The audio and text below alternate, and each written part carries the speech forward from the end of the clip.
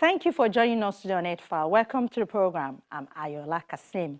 When human activities produce greenhouse gases, around half of the emissions remain in the atmosphere, while the other half is absorbed by the land and ocean. These ecosystems and the biodiversity they contain are natural carbon sinks, providing so-called nature-based solutions to climate change. Scientists say nature is in crisis, with up to 1 million species threatened with extinction, many within decades. But as always, we are in search of solutions. What choices do we have? We'll share them with you today on Earthfile. Do stay with us. Omo Forest, an ecotourism site, is home to more than 200 species of tree, 125 species of bird, and among a number of mammals present are endangered species like chimpanzees, elephants, and the white-throated Ghanaian monkey. Many people became aware of the existence of elephants here just 4 years ago when they crossed the major expressway in Ogun State, southwest Nigeria. Since then, the Nigerian Conservation Foundation's Forest Elephant Initiative, which is tailored towards the protection of the elephant habitat, has been employing rangers to guard the home of the forest mammal. Species of special conservation concern generally, so we try to have an idea of it, because in every conservation setting, we can use a particular species to protect others. It can be as an umbrella species or a flagship species. So in Homo, we have other animals that are of conservation concern too, but we are using the elephants to protect them all. Omo Forest, a 1,325 square kilometers of land, is a protected government reserve, and in 1997 was named a UNESCO Biosphere Reserve, which also makes it a learning area for the promotion of solutions which reconciles the conservation of biodiversity with its sustainable use.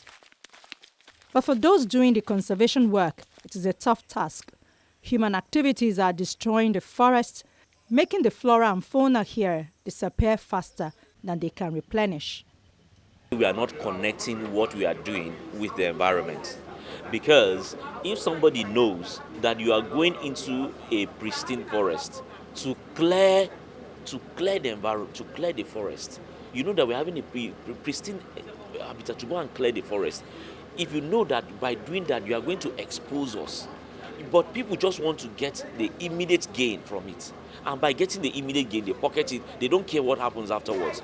But 2-3 years down the line, people start dying or things start changing, people start living uncomfortable life. Then we start spending more money to put on our ACs, start spending more money to buy fuel in our generators and things like that. So it doesn't make sense. At the end of the day, it's a zero-sum affair, because the money we derive from the environment, destroying the environment, we will now pay to provide the services that the environment is providing for us, albeit even ineffectively.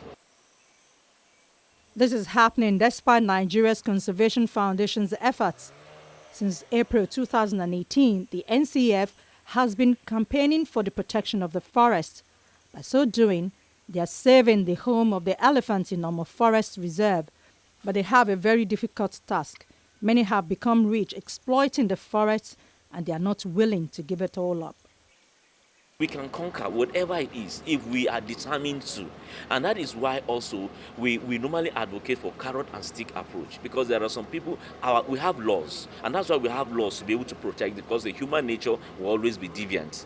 So if they are deviant, you use the stick approach.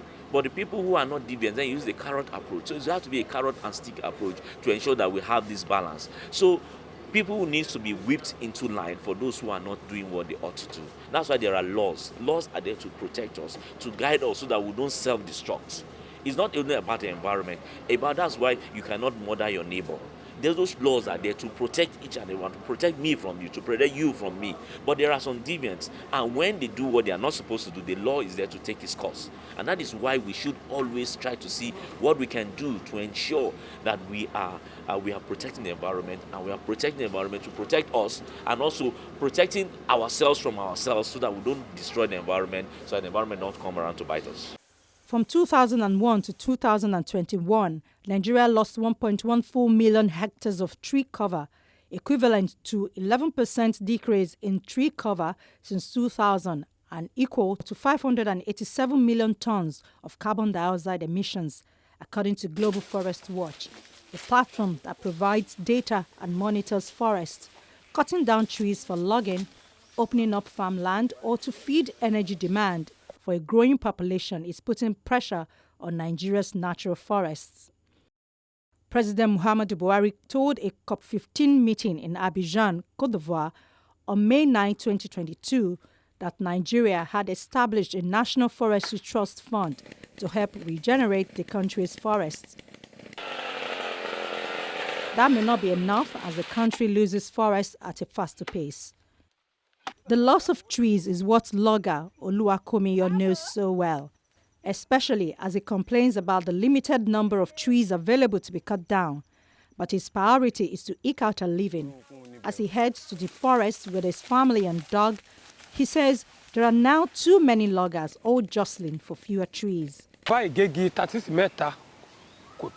cut 3 trees only. It is not enough for me. If I cut up to 10, 20 or 30, or even more than that, then it will be enough for me. The people cutting trees now are more than the available trees, and it was not like this in the time of our forefathers. Months after cutting the trees, some loggers in Ikpare village in Ondo State, also in southwest Nigeria, returned to the forest to pull the logs together and fasten them into rafts.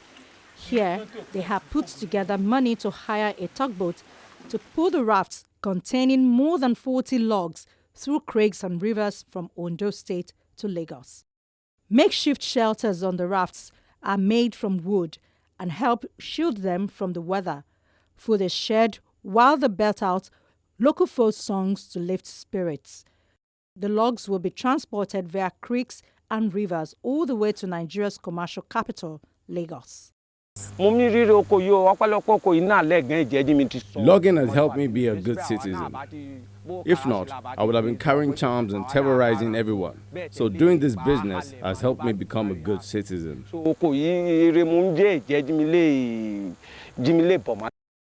Marigi's journey ends at a lagoon in Lagos, where rafts from Ondo State and other parts of the country converge, and the logs are processed at sawmills and sold to different users. While logging provides temporary relief from poverty, once loggers cut down the trees, it takes years for them to grow back, halting the loss and degradation of forest ecosystems and promoting their restoration, have the potential to contribute over 1/3 of the total climate change mitigation the scientists say is required by 2030 to meet the objectives of the Paris Agreement. I don't think people are taking it seriously enough. 40 plus years ago, when the Nigerian Conservation Foundation was formed, people thought conservation wasn't really an issue for discussion. There were no serious threats. There was talk at that time of the ice caps melting and the threat with sea level rising. Rolling forward 40 years, the statistics are now there. The sea level has risen from that time. The last, I believe, 7 summers in the UK have been hotter than the one before. And so the story is beginning to read true. People are taking it more seriously, but still not seriously enough. The threat is real, and it is closing in on us every year. The Nigeria Conservation Foundation, for 21 years, through its SLADU lecture series, has gathered individuals from all walks of life to look at solutions to environmental issues in the country. This year, it is about humanity and the twin crises of climate change and biodiversity loss. I don't think we need to go to be far-fetched about why we should be having such talks. It's even late already, because look at the heat we are suffering. Look at the sea rising. Look at the natural disasters the world over. Those are enough to make us realize that there is a problem somewhere. And so climate change is real. Everybody knows that. Biodiversity loss is another thing that's why they call it a twin problem. Because really and truly, if you lose, like Nigeria now, we are talking of Nigeria, forest cover is less than 7%. We need to bring forest cover to almost 40-45%. So you need to plant more trees. What do trees do? They sequester carbon and stuff. So we as a country, look at the up north, you have the Sahel, the Lake Chad. Everything is gone. It's become dry. So because of that, there's migration. People are going into more fertile lands to green. So there's a problem. Even in the oil-producing areas, there's a problem. You're talking of soot. You're talking of black soot. You're talking of all of these are biodiversity issues that will cause us a problem in the future. Efforts to reduce the impact of this problem and solutions available to improve the natural resource in the country is a highlight of the lecture. Healthy natural environment is upon which our own prosperity absolutely depends. With participants settled in, guest speaker Martin Harper, who has been working for conservation NGOs for more than 25 years, says there is hope, and this comes from action and optimism from evidence of change, but not without first telling his audience of the challenges we face. We know, sadly, that things are set to get worse. So even if we were to stop emitting any greenhouse gases tomorrow, we know that sea levels are going to rise. But if we carry on in the current path, then through a combination of melting Greenland ice sheets in terms of the warming of the seas, we can predict that if we allow the world to increase average global temperatures by 2 degrees compared to pre-industrial levels, that sea levels rise could between 2 meters and 6 meters in our lifetime. And that had an appalling consequence for all coastal communities and indeed for islands around the world.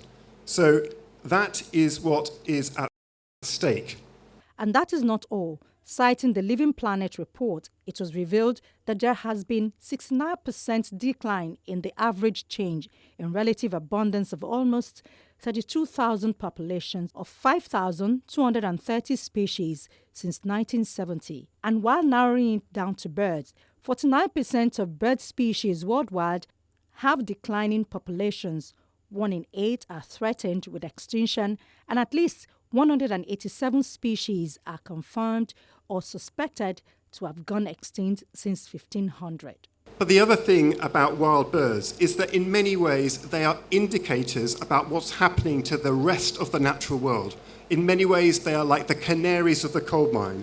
So when birds suggest they're in trouble, it's almost certainly the case that other bits of wildlife are in trouble. And if wildlife's in trouble, then we as a species are also in trouble. And of course in Nigeria, you have your own challenges. As I understand it, your vulture populations are down by 70%, and I'm sure you would have had that at a previous talk, and all of the challenges around poisoning, about illegal trade, and so you have your work cut out to try and save your own native bird life as well. But you might say, well, why does the loss of biodiversity matter? Surely we as a species can cope with the loss of other species. But the reality is that a healthy natural environment with a rich abundance of species absolutely underpins our own prosperity. The air we breathe, the food we eat, the soils we cultivate, the coastal habitats that protect us from sea level rise, the carbon that's stored in forests and soils. All of that is what makes our own existence possible. And without a healthy natural environment, unfortunately, our own species will be at risk of extinction.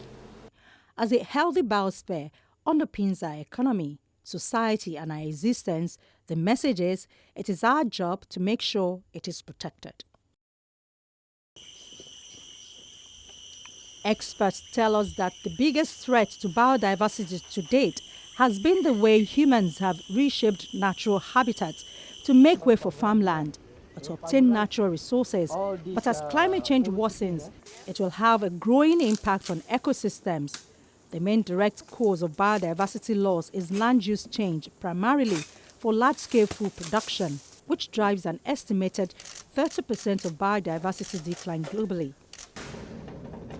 Second is overexploitation, overfishing, overhunting, and overharvesting for things like food, medicines, and timber, which drives around 20%.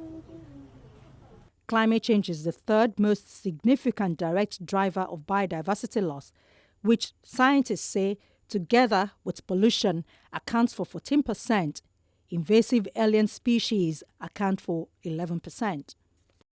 Some models predict that climate change will become the primary cause of biodiversity decline in the coming decades. The impact of all the main drivers of biodiversity loss is accelerating, and as a consequence, so is the pace of biodiversity decline.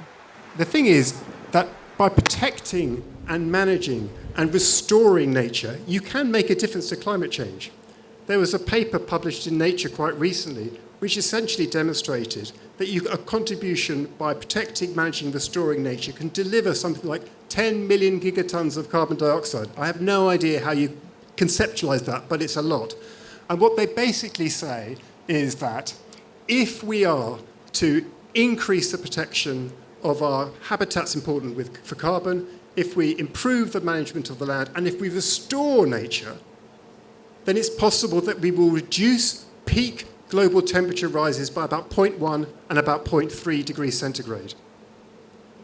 Now that doesn't sound a lot, but we're facing a crisis and we need to buy time to help the economies of the world wean themselves off fossil fuels and into renewable energy. So every little helps, which is why we're saying that we need to restore huge amounts of land and we need to improve the management of that land to help nature and the climate. Sharing details of different works and partnerships of BirdLife International from West Africa to Asia, Middle East and other parts of the world, which have brought about the successful deployment of renewable energy in harmony with nature, helping migratory birds in coastal sites across East Asia Flyway, protection and restoration of 83 billion hectares of forest with 38 billion trees by working with local people, not just to protect the millions of birds and species there, but also to help these people cope with the impact of climate change and, of course, provide sustainable livelihoods for them. With these achievements, BirdLife International and its partners are showing that it is possible to tackle the nature and climate crisis. So what are the lessons from this success? What can you learn from the stories I've been telling? Well, here are 5. The first thing is to remember the UN Secretary General, Antonio Guterres' words. Remember the urgency. Everything, everywhere, all at once. This is the decade we have to act. I think it's important to think big and act at scale and be prepared to change the system. It's not just about the sites, it's about what's driving those declines. None of this works without lasting collaborations.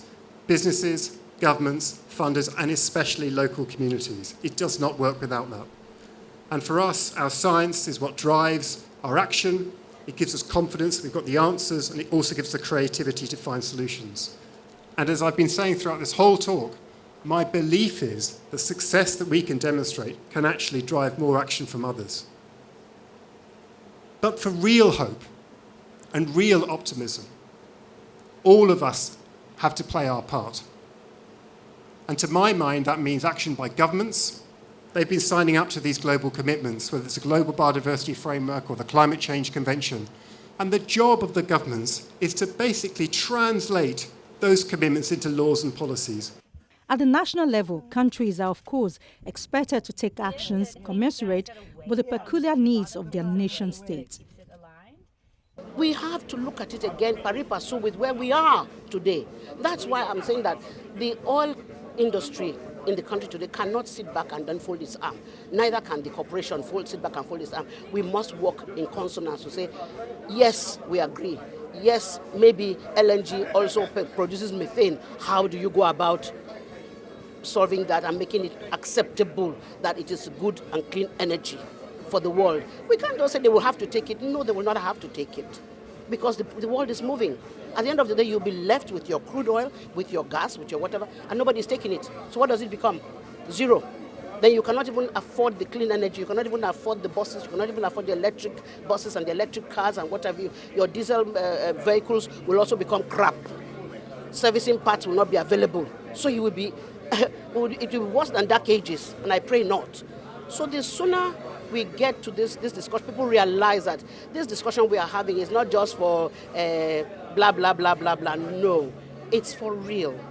In essence, Climate and Biodiversity Action Point has been tailored to address peculiar circumstances for countries.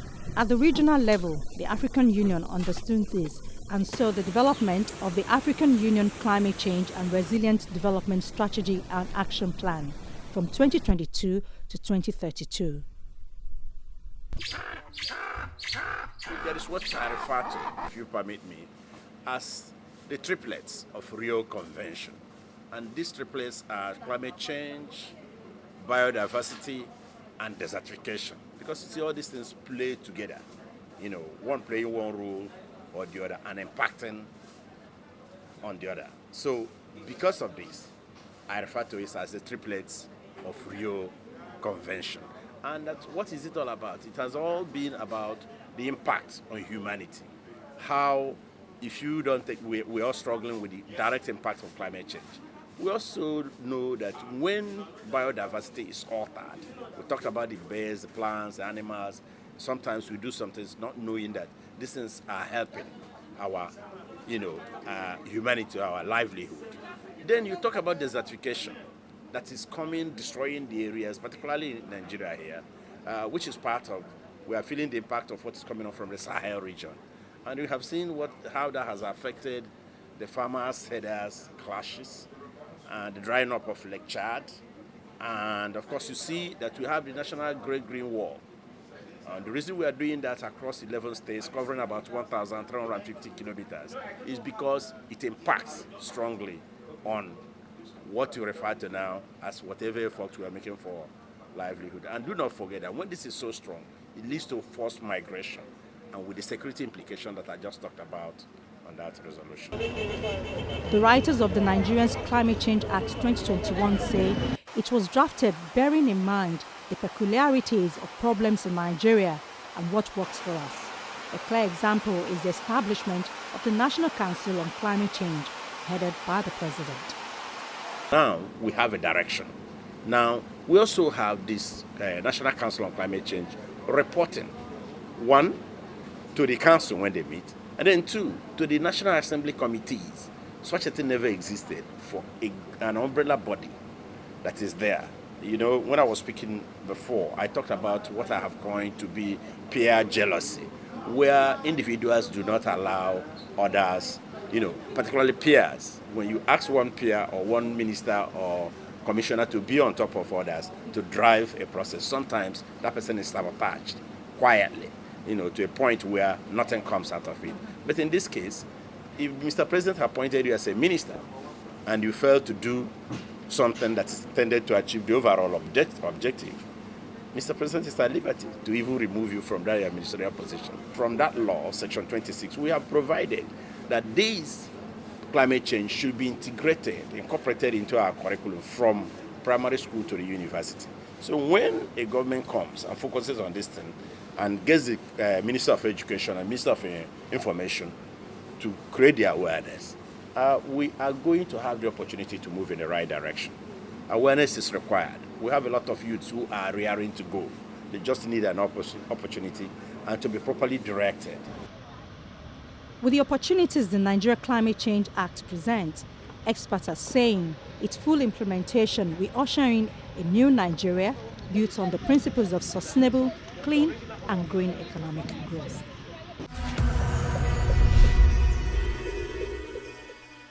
The threat posed by climate change to biodiversity is expected to increase, yet we've been told that thriving ecosystems also have the capacity to help reduce the impact of climate change. I do hope you do your part. That's our show for the week. Thank you for watching. Our inbox, earthfile@channelstv.com, is always available for your comments and questions. From me, Ayola Kasim, and the team here in Lagos.